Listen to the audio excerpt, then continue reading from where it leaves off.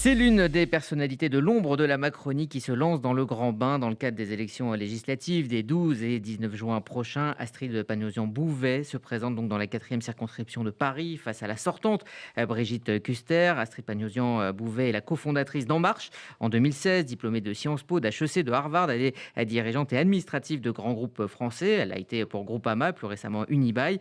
Du côté d'En Marche, rebaptisée évidemment, vous le savez, Renaissance, elle est membre du bureau exécutif et actuelle trésorière nationale. Bonjour Astrid Panosyan-Bouvet. Bonjour, je suis ravie d'être ici. Bienvenue sur RCJ. Avant évidemment de parler de politique, je voulais qu'on dise quelques mots évidemment sur la disparition d'Élie Buzyn. Vous avez fait un tweet dans ce sens, l'un des derniers survivants de la Shoah, et puis une voix extrêmement importante qui nous a quittés ce matin.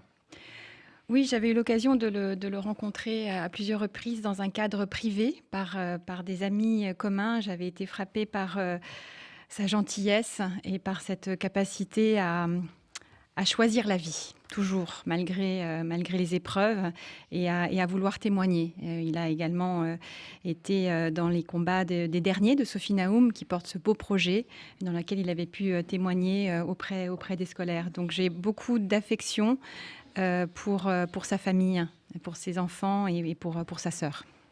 On va maintenant parler politique avec vous, Églantine Delalleux. Il y a quelques jours, le nouveau gouvernement d'Elisabeth Borne a été nommé. Fraîchement ministre des Solidarités, Damien Abad fait face à de graves accusations de viol sur 2 femmes en 2010 et en 2011.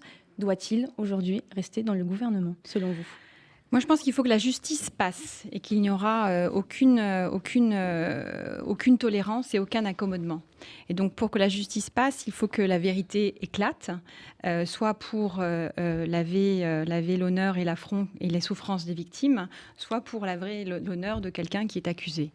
Et donc, pour ça, il faut que la vérité, il faut que la justice travaille. Mais le fait que là, il reste en ce moment dans le gouvernement, cela n'empêche-t-il pas la libération de la parole des femmes ? Enfin, quelle image cela Alors, renvoie ? moi, je pense c'est une très, très bonne chose qu'il y ait la libération de la parole des femmes. Et je ne veux pas qu'il y ait un tribunal médiatique. La justice doit rester l'instance de régulation. Il y avait eu un non-lieu. C'est une règle commune qu'il faut pouvoir respecter. Mais il faut, puisque certaines paroles et certaines plaintes n'avaient pas été visiblement reçues convenablement, il y a tout un travail encore à faire là-dessus, avec les forces de police au moment des dépôts de plainte. Il faut que ce processus aille jusqu'au bout pour que la vérité éclate, à la fois pour la victime présumée et pour Damien Abad. Extrêmement important. Dans de récents sondages, on va parler des législatives, l'alliance de la gauche est au coude à coude avec La République En Marche. Est-ce que vous ne craignez pas que cela peut-être vous empêche d'avoir une majorité à l'Assemblée nationale ?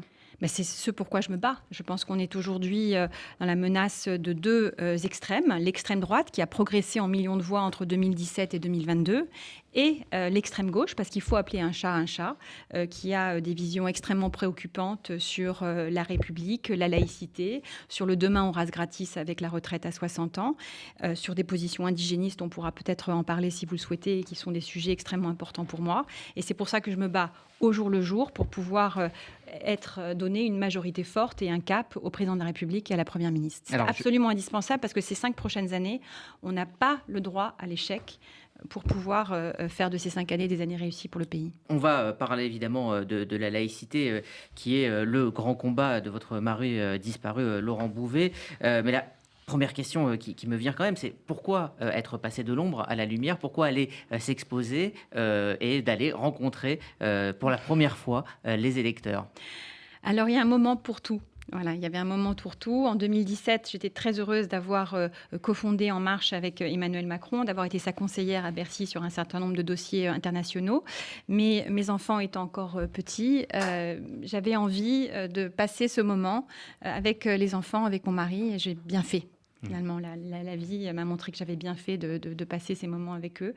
Maintenant, j'ai envie de danser dans un nouveau cap. Je pense que la politique, ça passe par une fonction élective, par devoir rencontrer les électeurs, leur rendre des comptes, par cette campagne à hauteur de visage.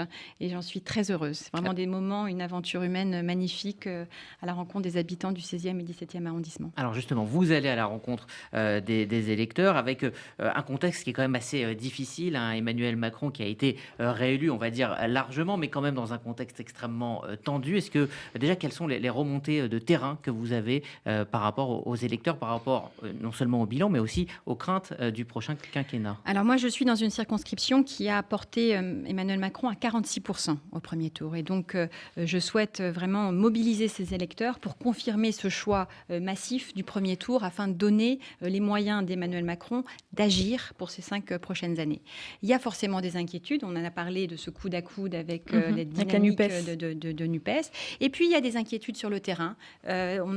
Communément, on parle des beaux quartiers, mais il y a aussi de la solitude, des sujets d'inquiétude autour de la qualité due aux écoles, des déserts médicaux. C'est pas que dans la Creuse, c'est pas effectivement 100 km de distance pour aller voir un hôpital, mais c'est la galère pour prendre des rendez-vous chez un généraliste quand ce généraliste du quartier part à la retraite.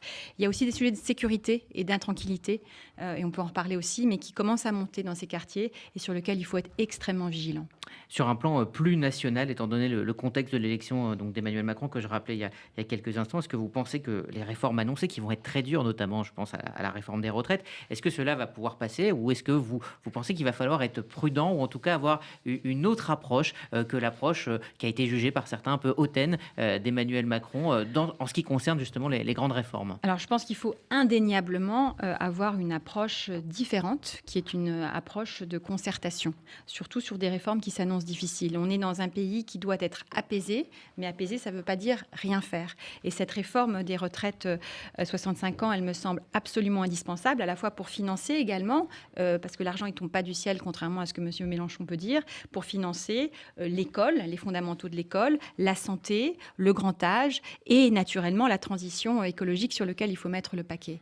Et donc pour ça, ça passe par de la concertation avec les corps intermédiaires, les syndicats, pour que la retraite à 65 ans prenne naturellement en considération la pénibilité, les carrières longues, parce que la réalité professionnelle de nos concitoyens, elle est très différente selon qu'on travaille dans un abattoir, qu'on est agriculteur, qu'on travaille la nuit ou qu'on travaille derrière un bureau comme j'ai pu le faire pendant des années. Il va falloir plus de concertation? Indéniablement. C'est, je pense, la condition clé de succès et de passage de ces grandes réformes. Que ce soit la retraite, mais que ce soit l'école, que ce soit la santé, il faut le faire avec les acteurs. C'est ce que disait Elisabeth Borne quand elle parlait de travailler avec les forces vives. Mais c'est absolument indispensable. Je pense pourquoi ne pas l'avoir fait avant? Vous qui faites partie de l'état-major d'En Marche, est-ce que vous avez quand même conscience de cette, on va dire, rupture ou peut-être distance avec les Français? Je pense que sur le sujet de l'assurance chômage et de réforme du marché du travail, en 2007, nous avions été très clairs sur là où on voulait aller. Et donc, nous avions, par cette élection, un mandat pour pouvoir agir vite. Et on l'a bien fait, puisqu'on a vu les chiffres du chômage qui ont été historiquement bas. On l'a vu sur le chômage des jeunes, qui a été historiquement bas aussi grâce à 700 000 jeunes qui sont aujourd'hui sur l'apprentissage. Là, ce qu'on a souhaité, on l'a dit, on souhaite d'abord organiser la concertation. C'est-à-dire que la réforme, elle sera aussi importante que la méthode choisie. Et donc, en particulier sur l'école, la santé et les retraites. C'est absolument indispensable pour nous faire progresser collectivement. Ça va peut-être prendre plus de temps au début, mais ça permettra d'accélérer pour que d'ici 5 ans, on ait des vrais changements sur des institutions qui font notre bien commun. Donc la première année sera calme. La première année sera celle du dialogue pour pouvoir faire un diagnostic partagé. Et je pense que pour pouvoir avancer, il faut qu'on ait un diagnostic partagé. Justement, parmi les priorités du nouveau mandat d'Emmanuel Macron figurent la santé, l'éducation, le plein emploi. En tant que candidate dans la 4e circo, quelles sont vos priorités concrètement ? Alors moi, elles sont autour de l'école, de la santé et du grand âge. Voilà. Et ça, c'est des choses que je veux pouvoir peser au sein de la majorité présidentielle pour pouvoir amener des solutions concrètes à nos concitoyens. Je veux m'assurer que les moyens qui seront alloués par les services de l'État puissent être déployés au niveau de ces circonscriptions. Et je pense que ça aide d'être un député de la majorité présidentielle, ça aide d'être un député qui, par ses liens historiques de constitution d'un parti présidentiel, peut aussi aider dans l'arbitrage du déploiement des moyens. Et c'est comme ça vraiment que je conçois mon rôle, à la fois le cap, le projet présidentiel, mais au service des moyens qui sont déployés dans notre circonscription. La 4e circonscription de Paris est plutôt une terre de droite. On a Brigitte Kuster qui est la candidate sortante des Républicains. C'était Michel Debré. Est-ce que c'est une circonscription qui est quand même facilement gagnable pour La République En Marche aujourd'hui? Mais moi, j'estime qu'il n'y a pas de choses qui soient facilement Mais sachant que pour la gagnables. présidentielle, Emmanuel Macron a eu un haut score quand même. Oui, tout à fait. Mais la raison pour laquelle on a voulu créer En Marche en 2016 avec Emmanuel Macron et d'autres, c'est parce qu'on voulait dépasser un certain nombre de clivages. Voilà. Et d'être sur des hommes, des femmes de bonne volonté qui veulent apporter des solutions de bon sens au pays, et avec une attache également très forte sur les questions européennes. Et donc je pense qu'en ayant ce dialogue, fort de mon expérience aussi de société civile, c'est la première fois que je me présente, moi je ne suis pas une professionnelle de la politique, on a une vous êtes dedans conversation depuis plusieurs années tout de même. Oui, mais je vivais pas de ça.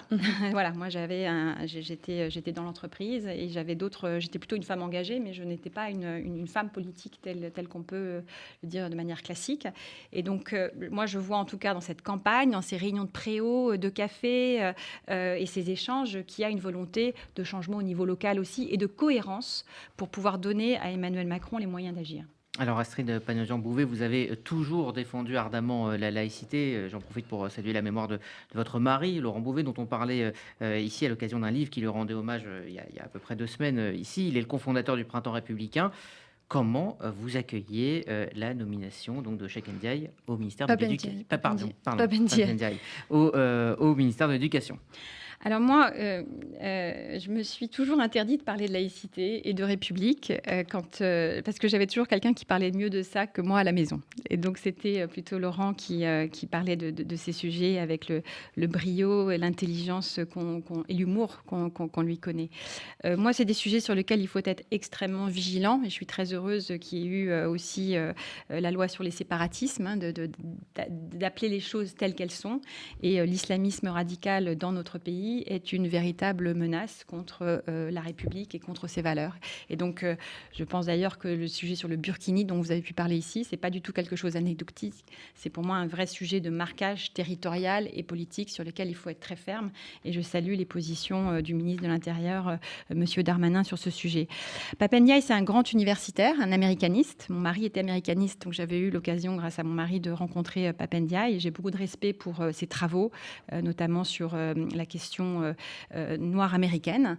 Moi, j'attends de voir ses propos aussi en tant que ministre de l'Éducation nationale sur des sujets à la fois de rétablissement des fondamentaux de l'école et puis de valeurs, de république et de nation, parce que c'est aussi ce qui fait qu'on devient français grâce à l'école de la République. Mais est-ce que vous l'interprétez comme un virage à 360 degrés par rapport à Jean-Michel Blanquer? Non, je l'interprète comme On a du mal à voir la continuité. Alors, je l'interprète comme la volonté de pouvoir... D'abord, je l'interprète comme la volonté de continuité sur l'égalité des chances et l'excellence pour tous, où lequel Jean-Michel Blanquer s'est exprimé par son action pendant ces 5 ans. Moi, je veux vraiment saluer cette capacité qu'il a eue de bouger un certain nombre de lignes. Et sur la question de la République et de tous ces sujets qui sont très, très importants, j'attends de voir comment M. Pape Ndiaye va s'exprimer très rapidement. Il a reçu un torrent d'insultes et d'attaques sur les réseaux sociaux ce week-end. Qu'est-ce que vous en pensez? On disait, lui, qu'il était wokiste, indigéniste, alors que personne ne le connaissait. Exactement. Je pense qu'on est dans la parodie et dans l'exagération. Et ces torrents d'insultes viennent de ceux qui aiment toujours insulter sans savoir, et bien notamment de l'extrême droite. Quel message envoie ce nouveau gouvernement? Quel message le président Macron a voulu envoyer avec ces nouvelles compétences, ces nouvelles têtes? Alors, il y a un message de continuité sur un certain nombre de ministères très importants qui sont l'économie et l'intérieur. Moi, je suis très heureuse que Bruno Le Maire, qui était d'ailleurs à mon meeting de lancement, qu'on puisse continuer après le travail extraordinaire qu'il a mené. Je suis très heureuse que M. Darmanin continue sur la sécurité, qui est une vraie attente aujourd'hui de nos concitoyens. Il sera d'ailleurs après-demain avec moi dans le 16e arrondissement lors d'un meeting.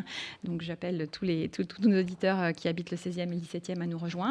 Et puis, il y a des nouvelles compétences, des nouvelles énergies, des personnes qui se sont dévoilées dans leur talent pendant ce premier quinquennat. Je pense à Madame Amélie de Montchalin, je pense à Agnès Pannier-Runacher, et qui, sur les sujets de transition écologique, transition énergétique, vont avec cette capacité à faire bouger les lignes, apporter un plein d'énergie. Mais justement, c'est pas un peu paradoxal? Emmanuel Macron parlait de renouveau et pourtant il a gardé une petite dizaine de ministres dans ce nouveau mandat. Je comprends, alors c'est vous qui êtes plus au fait, mais qui a quand même aussi moitié-moitié de têtes nouvelles. C'est ce que voient les Français, voilà, on voit les mêmes personnes. Alors on voit les mêmes personnes parce qu'il y a la force des habitudes, mais il y a également de nouvelles personnes dans le casting gouvernemental ou des changements. Et je pense qu'il faut aussi pouvoir, parce que ces personnes ont pu démontrer leurs preuves et leur capacité à faire bouger des lignes sur des dossiers. Je pense à Agnès Pannier-Runacher, qui a fait un travail incroyable sur la réindustrialisation, qu'elle puisse maintenant travailler sur la transition énergétique qui va demander un travail de tous les instants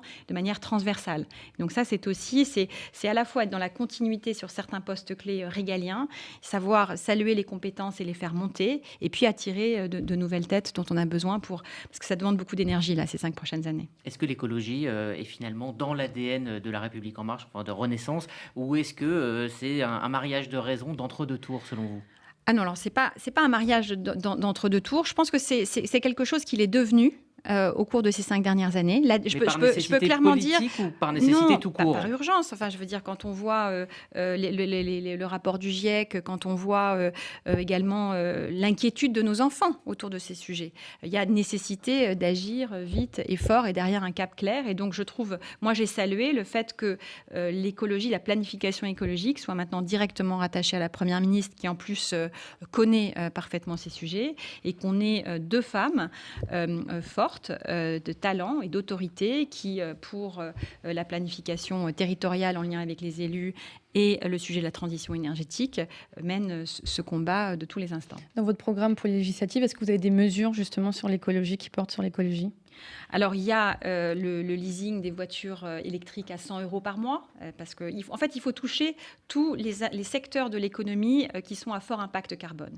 Et donc, moi, j'en vois 2. Il y a effectivement les mobilités avec les voitures électriques, et puis il y a également celui de la rénovation thermique des appartements et des maisons, sur lequel on veut la miser maintenant sur des rénovations de 700 000 appartements ou maisons chaque année, et avec donc un programme de subvention et de facilité pour pouvoir y arriver, parce que les passoires thermiques, c'est aussi ce qui contribue à consommer plus. Une dernière question un petit peu plus politique. On ne va pas évidemment faire de prévisions, mais on annonce quand même une majorité, on va dire, un peu plus teintée, avec un peu plus de nuances, qui va voter un peu moins en bloc pour les réformes du gouvernement. Est-ce que vous pensez qu'au sein même de la majorité, que plusieurs mouvements puissent s'exprimer, je pense notamment au mouvement d'Édouard Philippe, est une bonne chose pour peut-être amener plus de débats au sein même de la majorité ? Mais je pense que c'est une très bonne chose. D'abord, on a vu qu'avec une majorité pléthorique, ça ne permettait pas nécessairement la discussion et la capacité à engager aussi les Français. Moi, si je suis députée, je veux aussi porter ces débats en dehors de l'Assemblée nationale. Quand on va parler sécurité, quand on va parler écologie, des rayons de préau, des rayons de café, pour pouvoir s'enrichir de ce que disent nos concitoyens. Et donc, je trouve que c'est une très bonne chose qu'il y ait aussi cette concertation au sein même de la majorité présidentielle pour pouvoir apporter de la nuance, parce que les solutions sont aussi dans la nuance. Merci Astrid Pagnosian-Bouvet, donc candidate à Paris dans le 17e arrondissement, une partie du 16e, si j'ai bien... 16e Nord et 17e, voilà, tout à fait. Merci compris. beaucoup. Merci à vous d'être venu nous expliquer votre projet ici sur RCJ. Vous écoutez RCJ Midi. Dans un instant, vos chroniques, le journal des médias de Valentin Delepaule, l'instant luxe de Laurence Benaïm, et puis les livres avec Josiane Savigno. RCJ.